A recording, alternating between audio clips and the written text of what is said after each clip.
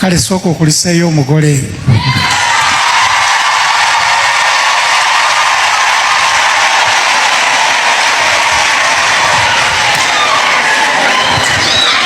olyoka ositukoosiize Katonda, olyoka ositukoosiize. Mujje banange tukuliseeyo abasumba baffe Pastor Tom Mugira adamu ne mukyala we omulungi Pastor Justin Mugira. Bano nga babadde muhanemu ne wiiki teyaweze. Njukira baali bapawadde wiiki 2. Basooka ne babawa omwezi mulamba ne balaba nga omwezi munene ne bagamba kabagende bawumulemuko for 2 weeks naye mukwano ne wiiki 2 teziweze. Era nga nzikira waliwo n'omwana yagamba nti Pastor Tom abeereyo mbu yadde 1 week kale tasobola kugiwezaayo. N'agamba wadde wiiki Pastor Tom Mugira tasobola kugiwezaayo mbw ali mu honeymoon. Mukwano kituukiridde because omukolo gwali ku Sunday. Yesterday was Friday. It means teyabalayo wiki. Naye Pastor Tom Mugira yagala kanisa. Era nagamba nti nze wempeereza Mukama awoka wendaba emirembe wenfunira emirembe sirina kintu kirala kyonna kimpa ssanyu ku nsi kuno ng'okuweereza Mukama Katonda. So musajja wa Katonda kyaliko kyekyo kyayogerako ate era kyateeka mu nkola. Ono yakomyewo era ng'olunaku olwaleero wabadde wali supposed okubeerayo okubatiza abaana naye baakwongeddeyo olw'ensonga nti munange ate olwaleero wabaddewo okulongoosa ekibuga. So yensonga lwaki tebibaddeyo naye babyongeddeyo ng'ennaku z'omwezi lumu, that's next week on Saturday. Kale kansoke mukuwe obeere nga nawe mwewulirako kuba nalina n'obubaka obulungi bwakuleetedde olunaku olwaleero. Katonda akunkumira kumpeera omukisa obeere bulungi. Bye.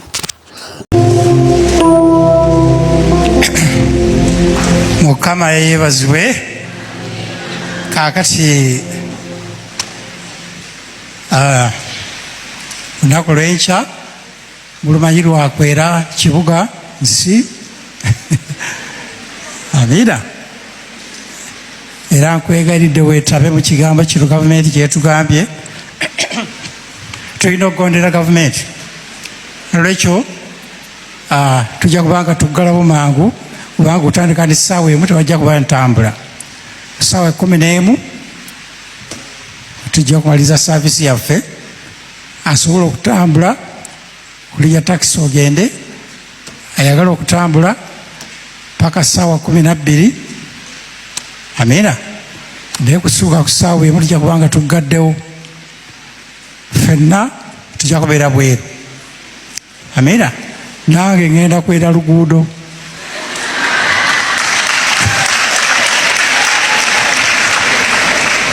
Lwekyo abadde basigala ng'olinda saavisi ey'essaawa 6 ojja kuyingira luvannyuma.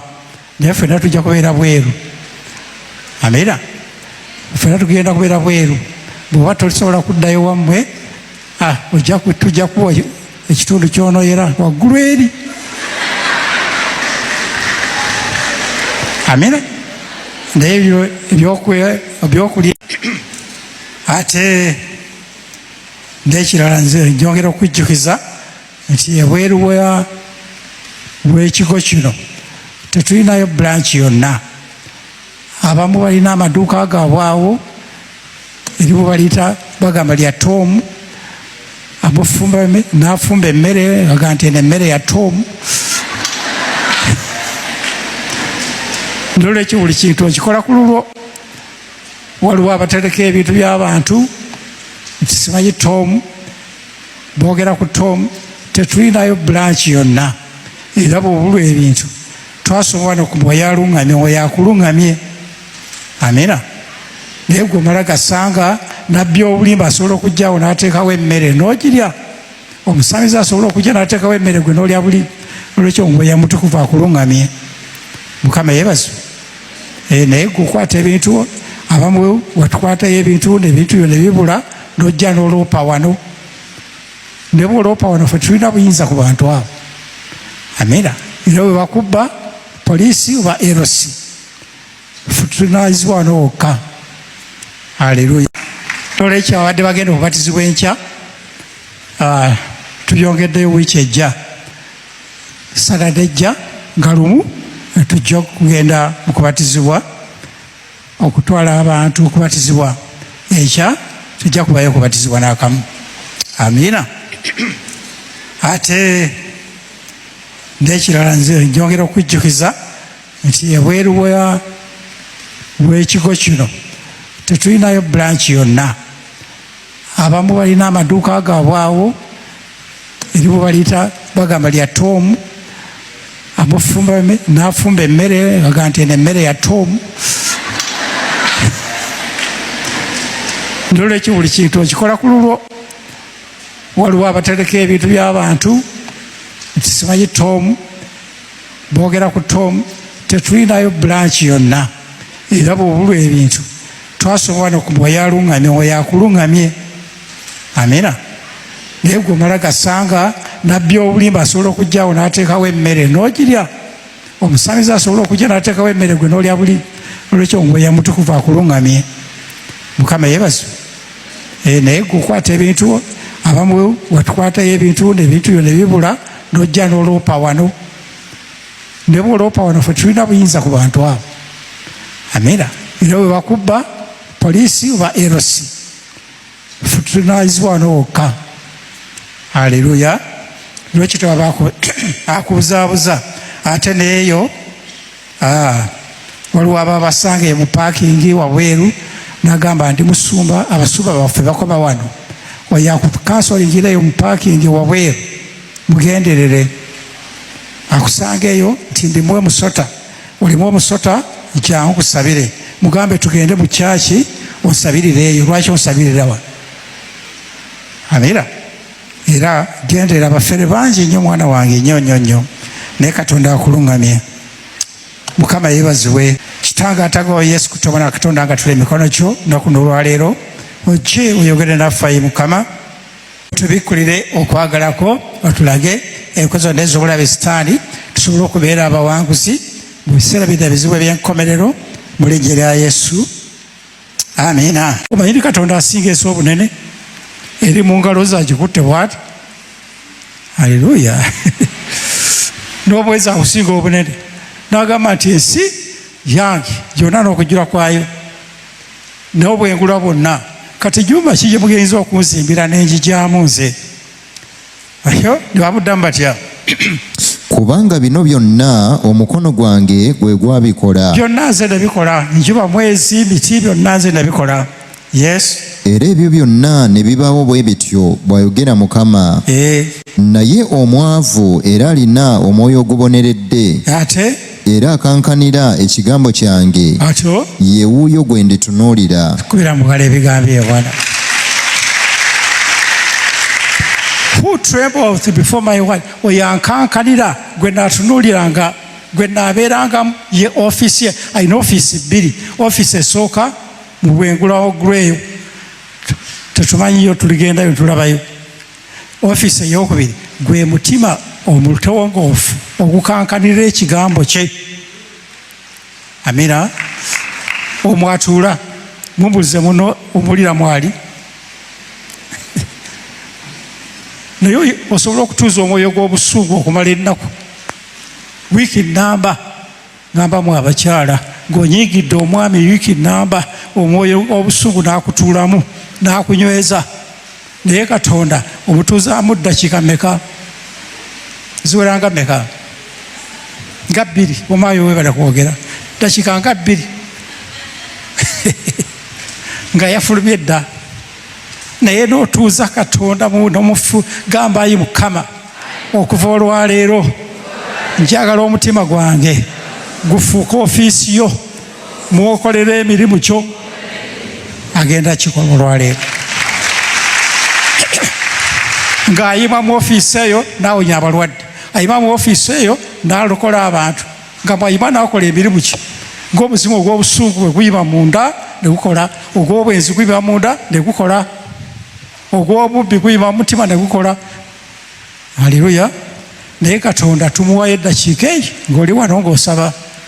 Olumala okusaba ng'omugamba otya, Yesu ogira ogenda ku musalaba, nina gye ndaga. Naye olwaleero njagala ofuule Yesu abeere mu ofiisi ye ey'omutima gwo, nga buli kaseera omuwulira, buli ddakiika omuwulira, buli kaseera omuwulira nga mwali. Amiina. Era tovanga waka okujja kumaze okulaba nga Yesu ali mutima gwo. abamu balagafutuka ne butambula butambuzi oli wekka bodaboda neroka ekuuba nekuba mu mwala yesu ali ludda wa nga tabanga nawo nga taliwo kubanga wamuleseewo ebweru oyita bbanga naye bwabanga waali teri kabi kagenda kutuka kagenda kunyweza. Teweebakanga nga Yesu tali mu ofiisi ye. Okibala kye gamba? Ente bwekulumba ekiruka kigoba oyita buyisi Yesu, kyola mu birooto oyita maama. Ente ekugoba maama najja mu kirooto abalala oleekaana buleekaanyi. Amiina. Waliwo bino ebijja ne bikunyigiriza ekiro nga tonnaba nakwebaka nekikukwata oyitaani obeera olaba naye nga tosobola kwogera eddoboozi liva eri munda naye nga nagayita Yesu tewali wabula kuleekaana.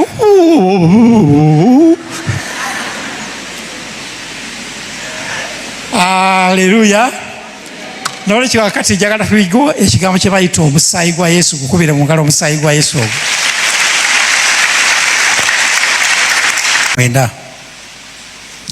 Okuva essula 7 olunyiriri olw'19. Exodus chapter 7 verse 19. Mukama n'agamba Musa nti, gamba Alooni nti, twala omuggo gwo ogolole omukono gwo ku mazzi g'e Misiri, ku migga gyabwe, ku nsalosalo zaabwe, ne ku bidiba byabwe, ne ku nnyanja zaabwe zonna ez'amazzi gafuuke omusaayi. Era mulibeera omusaayi mu nsi yonna ey'e Misiri, mu ntiba ez'omuti ne ku nsuwa ez'amazzi. Musa ne Alooni ne bakola bwe batyo nga Mukama bwe yalagira. N'ayimusa omuggo n'akuba amazzi agaali mu mugga mu maaso ga Falaawo ne mu maaso g'abaddu be. Amazzi gonna agaali mu mugga ne gafuuka omusaayi, n'eby'omu mugga ne bifa. Ne bakola bwe batyo abalogo Abamisiri mu magezi gaabwe ag'ekyama. Falaawo omutima gwe ne gukakanyala n'atabawulira. Akati abantu bano balina abasawo abalogo nga b'amaanyi era nga balina ssaddaaka zaabwe z'amaanyi ze bakozesa nga tebasobola, abaana basayi nga tebasobola kuvaayo nga balemera mu busibe, era batudde emabega mu ssula ey'okusatu olunyiriri olw'21. Okuva essula 3:21. 3 nedda 4 ssula 4:21. Exodus chapter 4 verse 21. Mukama n'agamba Musa nti, bw'oliddayo mu Misiri tolemanga kukola mu maaso ga Falaawo amagero gonna ge nteese mu mukono gwo, naye ndikakanyaza omutima gwe, talibaleka abantu okugenda. Naawe oligamba Falaawo nti, bw'ati bw'ayogera Mukama nti, Isirayiri ye mwana wange omubereberye wange. Isirayiri mwana wange omubereberye wange. Nange nkugambye nti, leka omwana wange ampeereze, naawe ogaanye okumuleka. Laba, nditta omwana wo omubereberye wo. Awo bwe baali nga bakya kati ngenda kutta omwana wo omubereberye. Lwaki ayagala okutta omwana omubereberye? Nti Abamisiri balina ssaddaaka ey'abaana ababereberye, ng'akwata omwana omubereberye n'amusaddaaka afune emizimu egy'amaanyi emisambo. Bamenye abasaddaaka abaana baabwe nga baagala obugagga wangi. Eyo saddaaka ye y'amaanyi abantu abeesi gye baakozesanga nga basaddaaka abantu, naddala omwana we nga n'amuwaayo afune omusambo obunene gumukolere. Ne batamanya nti ffe bakakooti tulina ki saddaaka esinga ezo. Kaakati abaana b'Isirayiri be baali ababereberye bya Mukama Katonda, naye nga lwaki naye nga baanafuwa dda, endagaano tebakyagirimu. Amiina. Kati balina okubeera nga bafuna omwana omubereberye abayingire nga naye bw'agenda okuyingira. Endagaano eno ali mu ggwe, oyo agenda okufuula naawe omubereberye, naawe ofuuke omwana omubereberye. Amiina. Ate beegayirire muleme kufumbirwa ku TikTok. ddala omuwala omulokole ne weeranga ku tiktok bannanga yagala okumpasa mundaba amaaso bwe sitaani ajja kupangira gwe ajja kupangira embazuulu z'omusajja olabe omuntu omutuufu ava wa Mukama. naye abo bakugamba busimanyi zenkonekitinga ayagala obufumbo nkubira essimu zijja kuyunga ku musajja nja kuyunga ku mukazi kale bigendemu nze kubuulidde olabe